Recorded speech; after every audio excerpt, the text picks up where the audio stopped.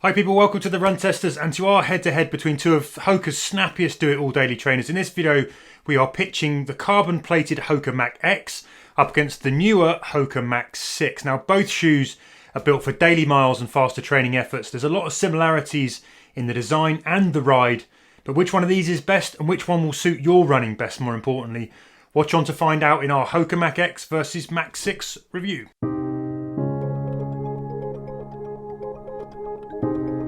So some quick details starting with the stacks. In the women's, the HOKA Mach X has a 37mm in the heel, 32mm in the forefoot.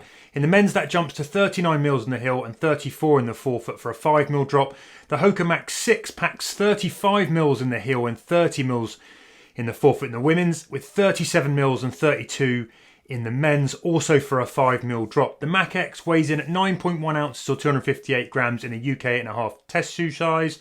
That's heavier than the Mach 6 at 8.1 ounces or 230 grams. On price, the Mach X costs £160 or $180. The Mach 6 are a little cheaper at £140 or $140 in the US.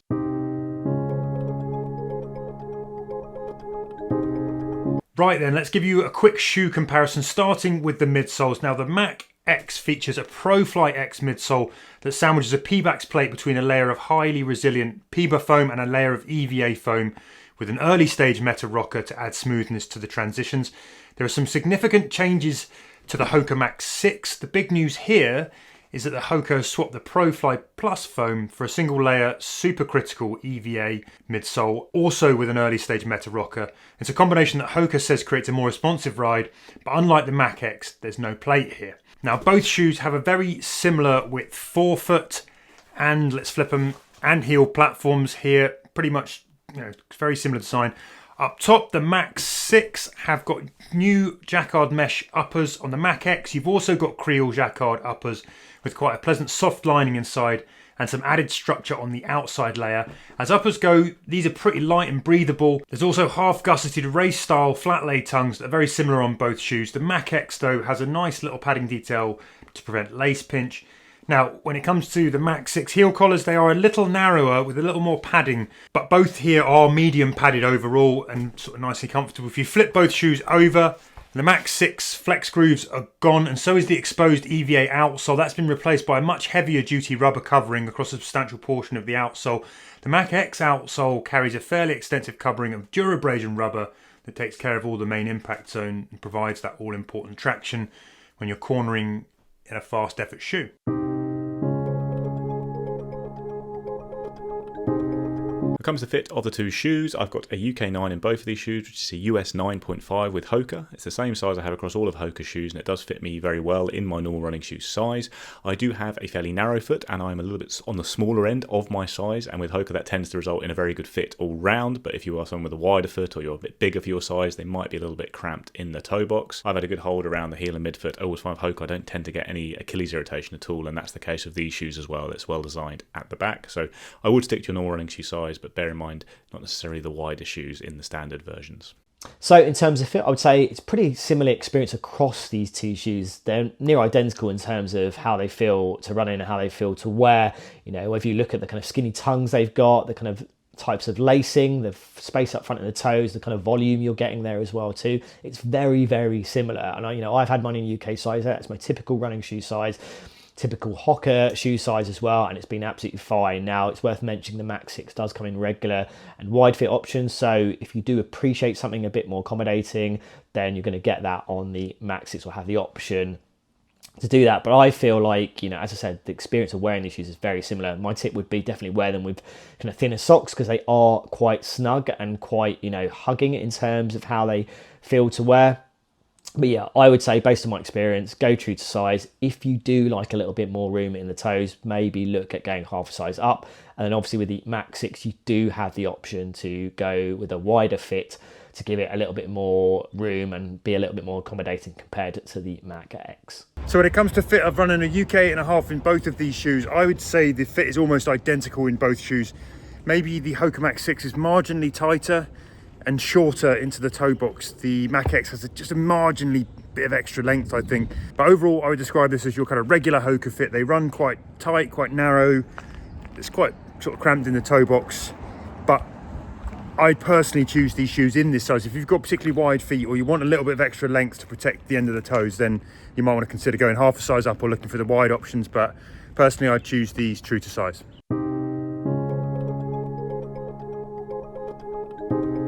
So in testing, I've logged 60 miles plus in the Mach 6. That includes an all-out 10k race where I clocked a new PB, along with a good mix of marathon training sessions from fast intervals and fartleks to progression runs and slower, easier miles. I've also run north of 60 miles in the HOKA Mach X across my usual test mix of paces and terrain. That includes easy miles right up to all-out intervals. I've also raced half marathons and done a 3-hour long run, or more than one 3-hour long run in these shoes. I've done most of my miles in both shoes on the road, but also on some light off-road river paths. The HOKA Mach X is a lively, racy daily trainer that lands firmly in the pile of shoes marked can handle anything. It's a light, fast, agile. It feels punchy but still protective. It offers good comfort and versatility, probably at the mid to faster end of the spectrum. But this shoe does the Mach lineage justice, I think, while also offering something new. The Mach 6 is fun, light, lively, versatile. It's good do-it-all daily trainer that's very good value for money, I think. And if you only want one shoe to cover a wide range of runs, this shoe can also take care of them all. There's not much that this shoe can't handle, though it definitely has a faster, shorter sweet spot. But there's enough softness and protection in the midsole to cradle you on slower efforts as well should you need it. Now, to get really into the nitty-gritty of how these two shoes compare, I also did a side-by-side mile, and this is what I found. So I've just done the side-by-side mile. I've got the HOKA Mach X on the left foot. I've got the HOKA Mach 6 on the right foot. The way they feel on the foot is very similar. These are very similar shoes. The differences between them, even when you're running like that, is very subtle. These, I could almost run for days with odd shoes on, and these are not really notice too much of a difference. The main differences, I think, are this. The HOKA Mach X is a stiffer ride. The midsole rockering is much stiffer, and it kind of gives you a little bit of spring as a result of that kind of rocker engaging and the midsole and the plate engaging. Whereas on the Mach 6, you've got a softer cushioned platform, and you certainly feel that, I think, more into the kind of heel on the lateral side. You notice it's not huge, but there is more cushioning here. It's a bit more forgiving as a result. Not a lot, but I think if you like a more direct ride, when you feel a bit more ground contact, you're feeling a bit more immediacy, you're going to get marginally more of that in the HOKA Mach X, which makes it feel a bit more racy, makes it feel a bit more kind of poppy. Whereas the Mach 6, I just think there is a little bit more cushion. Maybe that will make it a better shoe if you want to do easier miles or slower miles, or you need a bit more comfort over the longer haul. If you're going to sort of think about racing up to a half marathon, you're not really sure if you would choose these shoes. I'd say the Mach X is the shoe that you're going to go for when you're really dialed in. You're going to be attacking it and you're pretty confident and you don't really worry too much about that ground impact coming up. I think the Mach 6 probably gives you a little bit of extra padding underneath, a little bit of extra protection. So in terms of my running experience, I definitely think there's a few things to hone in on here, which I think really dictate and influence what it's like to run in these two shoes. So I think first and foremost is the weight. So the Mach 6 is the lighter of the two shoes. I think it's about 30 grams difference for me. Now the Mach X isn't a heavy shoe, but you do notice that the Mach 6 is a lighter shoe in general. The drops are the same, the stack heights are almost the same. I think, there's slightly higher stack height on the Mach X, but not a massive amount in it. But then you look into those midsoles, so on the Mach 6, you've got that kind of EVA-based supercritical foam. On the Mach X, you've got the kind of PBA and EVA-based midsole foam, but also you've got that PBAX plate in there as well too. So technically, it should be a shoe that maybe can give you something that works a little bit better for faster kind of runs. Ultimately, I'm not sure that's how it's kind of worked out for me. I found with the Mach 6, it definitely is a shoe that you can kind of coast in, but I do think it feels nicer to run quicker. Maybe it's a touch firmer, but I do think there's enough foam there to make sure you're getting some good comfort there. And I've run longer in it. I've run kind of a 20-mile kind of long marathon training run in it. It's been absolutely fine, and it's a really kind of smooth, kind of stable kind of running experience in that shoe. I think with the Mach X, I think when I've tried to run quicker in it, and I've actually done a kind of a track session, a couple of track sessions in it when I had it into test, I didn't feel like it really had that pop for me compared to some other, what we're calling now kind of these kind of super trainer shoes. I don't think you really notice the plate. I didn't really notice the plate for me, so I don't really see for me personally, the benefit in terms of my running experience in the Mach X of that plate's presence. I think it doesn't feel like a massively quick shoe. Like obviously you've got that PBA foam in there that should maybe give it some kind of more enjoyable bounce. I think ultimately it falls between two things. I think it is a shoe that you can definitely kind of do some easier running in. I didn't find like I wanted to do more up-tempo running in it, whereas I think with the Mach 6, I did feel like I could run a little bit quicker, a bit like that kind of Mach series in general. While there's some kind of changes in terms of that midsole from the previous Mach shoes, I do think it feels like the faster shoe in general, but it is a shoe that you can ease off in as well. I do think that with the Mach X, it's more comfortable in terms of what you're getting there on that shoe, in terms of those easier paces, but the Mach 6 can absolutely handle that as well too. I don't think there's a massive amount in terms of the outsole durability, the grip. The Mach 6 is definitely an improvement in terms of the previous Mach shoes, in terms of the outsole durability. There's just more of it, more rubber there. So that's a definite plus. And obviously it is the lighter of the two shoes as well. So it's not adding considerable weight. I don't think that changes the experience. So yeah, I would say, in terms of my experience, I think both of these shoes are good for kind of comfortable, kind of logging a lot of mileage, being workhorse, daily trainer shoes. But I think when it comes to running a little bit quicker, I think the Mach 6 is better equipped. It's lighter. I think the midsole just works a little bit nicer at those quicker paces. I think while the Mach X probably has all the ingredients to be a quicker shoe or be well designed for kind of faster workouts, I just haven't seen that in my experience with the shoe. And it wouldn't be the shoe probably that I would grab for the kind of faster sessions, where I think if I was doing tempo runs, kind of maybe some faster sessions, the Mach 6 would work a bit better for me in general. So I've done plenty of running in both of these shoes, and I've been a big fan of the Mach since the original Mach launched, actually, I think, although it's really come into play more with the Mach 4, 5, and now 6. Just find them very good, natural-feeling shoes that work well at a range of paces, feel comfortable for long runs, easy runs, but are lightweight and have a bit of pace for faster runs as well. They've always been among the best plateless shoes out there, I think, for daily training. Not being a huge fan of the deviations from the classic Mach line, though, so far. I didn't really like the Mach Supersonic, didn't think there was much of a point to it, didn't feel much different to the classic Mach. And with the Mach X, I had really high hopes because it does look like a fantastic shoe on paper. You've got the Mach line there, but in a super trainer form with a Pebax plate, some Peba foam in there. In theory, you should end up with Hoka's Endorphin Speed, right? With just a nice dual density setup, a really fast ride, a plate in there as well. But that was never really borne out by my testing of the shoe. Like I always found it fine and enjoyable to run in the Mach X, but it never felt really fast.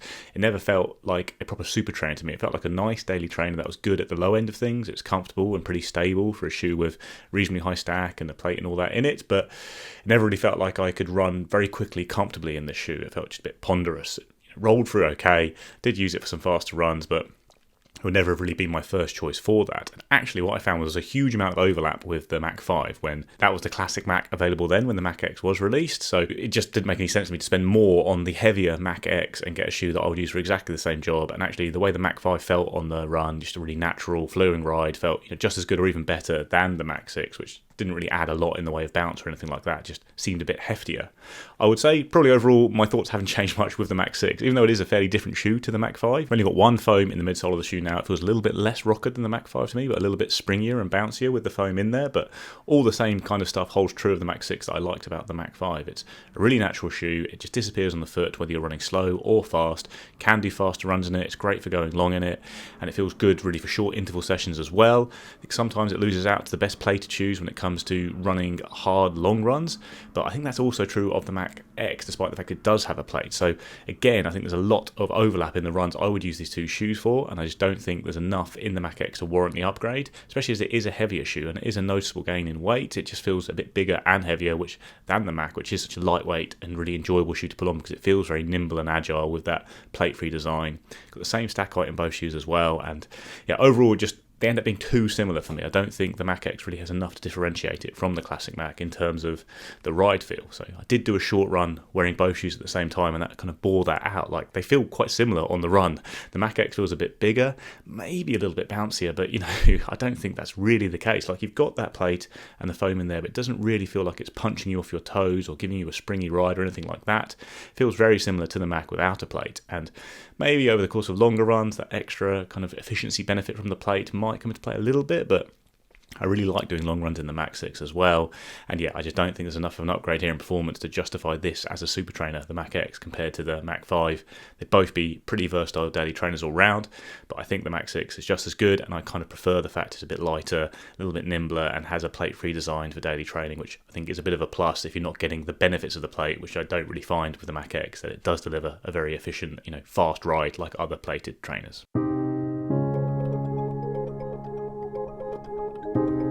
These are both good shoes. In theory, slightly different shoes, but for me, and during the run test, I found that they do kind of the same job, which is to be a comfortable, pretty versatile daily trainer, can handle most of your speed work. You could take them to really fast speeds, but that's not what they're really comfortable at, I would say. That's when I probably would use a plated shoe myself, but they can do those runs. I just think there's too much overlap here to really justify the Mach X as a step up in price, because I don't think you're getting the commensurate step up in performance. I think it's a good shoe, it's a fine shoe. I think as plated shoes go, it's quite a nice one, quite a stable one, but it doesn't really deliver the speed and propulsive benefits you expect from a plated shoe that you can get from other super trainers like the Endorphin Speed 4 or the Adidas Boston 12, where it's got rods rather than the plate. You do feel a bit of punch from those shoes, and it kind of makes it worth the technology in the midsole. So the Mach 6 for me feels pretty similar to the Mach X, and I would use it for the same kind of runs. It's a bit lighter, it's a fair bit cheaper, even like the look of it a little bit more. So yeah, I would plump for the Mach 6 if you're picking between these two shoes. I think maybe with Hoka's second version of the Mach X, we're going to see a bit more differentiation. Maybe we'll have an entirely PIBA midsole, and we'll just see a slightly bouncier shoe all round. At the moment, they do feel a bit too similar, and I'd look at getting the Mach 6 myself. So it's definitely a pretty straightforward one for me in terms of whether you should go for the Mach 6 or the Mach X. I think it's a no-brainer to go for the Mach 6. It's the lighter shoe, it's the cheaper shoe, and I think for me, it's the more versatile shoe. If you are looking for a shoe that you can use as a kind of workhorse shoe, one that can work at kind of faster runs as well, up-tempo runs, that is absolutely a shoe that can do it. Now, while the Mach X is built to do that, I don't think I ever really got that experience from it.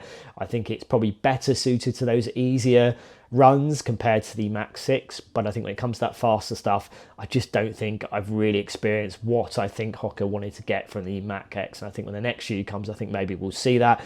But I think in terms of how things stand now, I would be going for the Mach 6. I just think it's the better shoe. I think it's a more versatile daily trainer shoe.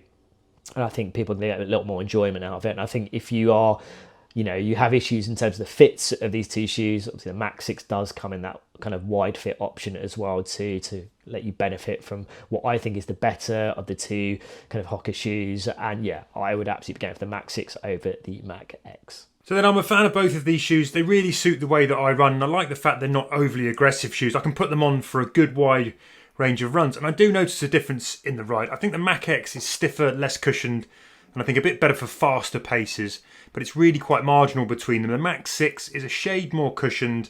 I think it offers a smidge more protection overall. I think the shoe that you choose here between these two will come down to whether or not you like it a bit more direct or you want something that's a slightly softer ride. In terms of application, I think these shoes will largely cover the same types of run, maybe with the Mach X skewed to the shorter, faster, and the Mach 6 marginally skewed to the longer, slower. You probably don't need both of these shoes. If you already own one, I wouldn't go and get the other one. It's definitely an either-or situation for me, and I think they're just based on the cheaper price and a bit of extra versatility that you get afforded by that kind of extra cushion on the Mach 6. I'd probably recommend that one out of the two for the majority of runners, though personally, I like the extra stiffness that you get in the Mach X. I think it makes it just a little bit more punchy and snappy. But that said, I'm very happy to run long in a more direct shoe. So there you have it. That's our head-to-head between the HOKA Mach 6 and the HOKA Mach X. We hope you found it helpful. If you have any questions, hit us up in the comments below. If you've had the chance to run in either or both of these shoes and you want to tell us what you made of them, also let us know. We'd love to hear your thoughts. Don't forget to like and subscribe and ring the bell for more content when it lands on the Run Testers channel. Also, if you want a full review of both of these shoes, I'm going to pop those videos up on the channel just about now. Otherwise, as ever, thank you very much for stopping by and watching. It's been a pleasure to talk to you about these shoes, and we hope to see you again soon on the Run Testers. Happy running, people.